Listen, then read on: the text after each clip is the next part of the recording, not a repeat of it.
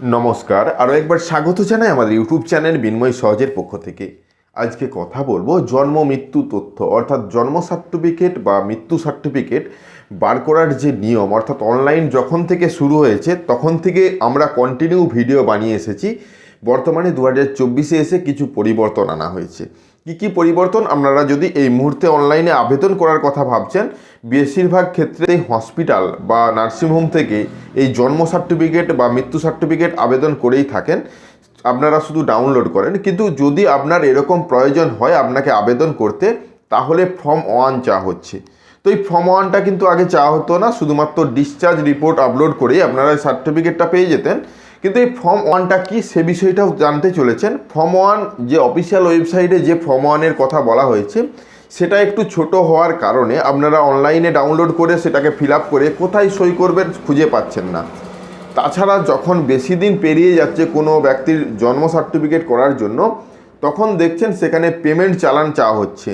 তো এই পেমেন্ট চালান কি, পেমেন্টটাই কোথা থেকে করবেন বা কীভাবেই পেমেন্ট হবে, সাইডে স্ক্রিনে দেখতে পাচ্ছেন এখানে 2 টাকা 10 টাকার যে ব্যাপারটা রয়েছে পেমেন্টের হেলথ ডিপার্টমেন্ট থেকে, এটাই হলো মেন পেমেন্ট। এই পেমেন্টটা সম্বন্ধেও আলোচনা করব যে কিভাবে পেমেন্টটা কমপ্লিট করবেন।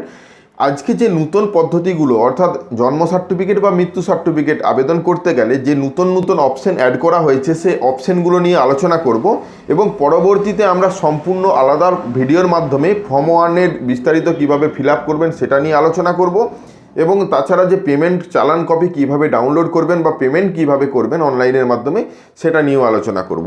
একদম ভিডিওটাকে স্কিপ না করে লাস্ট পর্যন্ত দেখুন এবং আমাদের সাথে থাকুন। আর একটা ছোট্ট অনুরোধ, যদি আপনি আমাদের চ্যানেলে নতুন এসেছেন অবশ্যই চ্যানেলটাকে সাবস্ক্রাইব করবেন, পাশের দেওয়া বেল আইকনটা ক্লিক করতে ভুলবেন না পরবর্তী নোটিফিকেশন পাওয়ার জন্য। যারা অলরেডি সাবস্ক্রাইব করে আমাদেরকে সাপোর্ট করছেন, অসংখ্য ধন্যবাদ। হ্যাঁ, আমরা কথা বলছি সেই জন্ম মৃত্যু তথ্য, যেখানে অফিসিয়াল ওয়েবসাইটে গিয়ে আপনারা ডেথ বা বার্থ সার্টিফিকেটের জন্য আবেদন করতে পারেন, ডাউনলোড করতে পারেন, সার্চ করতে পারেন, সমস্ত তথ্য কিন্তু এখান থেকে পাবেন।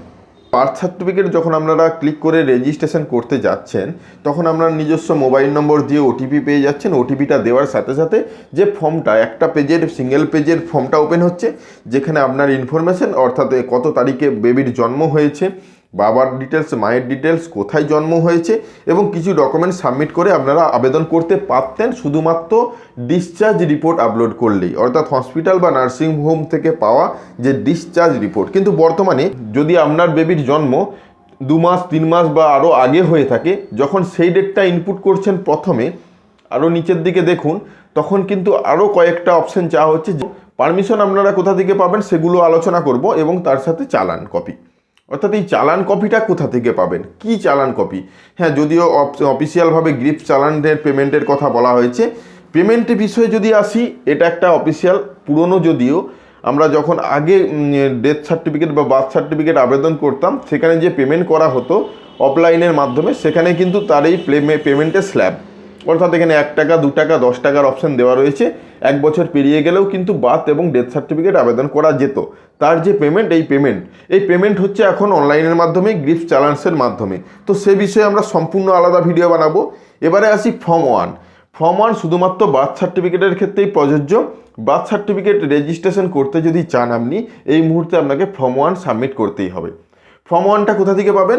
সরাসরি ওদের অফিসিয়াল ওয়েবসাইটের মধ্যেই রয়েছি, যেখান থেকে ডেথ এবং বার্থ আমরা দেখতে পাচ্ছি। নিচে দেখুন ফর্ম বলে, ফর্মটাতে যদি ক্লিক করেন দেখতে পাবেন অনেক ধরনের ফর্ম রয়েছে।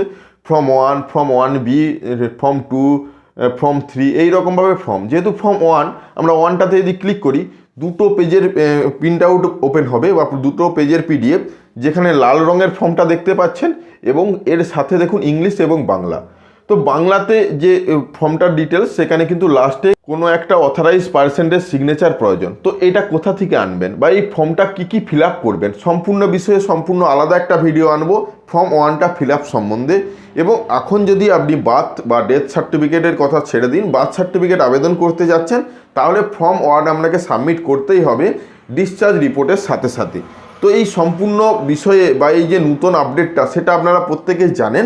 আমরা সম্পূর্ণ একটা আলাদা ভিডিওর মাধ্যমে ফর্ম 1 নিয়ে আলোচনা করব, সম্পূর্ণ একটা আলাদা ভিডিওর মাধ্যমে পেমেন্ট নিয়ে আলোচনা করব এবং সর্বশেষ একদম 2024-এ ফর্ম ফিল আপ সম্বন্ধে একটা আলাদা ভিডিও বানাবো। তো ফর্ম ফিল আপের কিছু পার্ট তেমন বিশেষ কিছু নেই, আমরা আগেও ভিডিও বানিয়েছি, তাতে ভালো রেসপন্স পেয়েছি।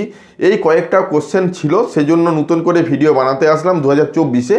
ফর্ম ফিল আপ আগে যা পদ্ধতি ছিল, বাবার ডিটেলস মায়ের ডিটেলস সম্পূর্ণ তথ্য সঠিকভাবে ইনপুট করে বাবার আধার কার্ড বা মায়ের আধার কার্ড বা যে কোনো একটা ডকুমেন্ট সাবমিট করে আপনারা সুন্দরভাবে রেজিস্ট্রেশন সমাপ্ত করতে পারেন।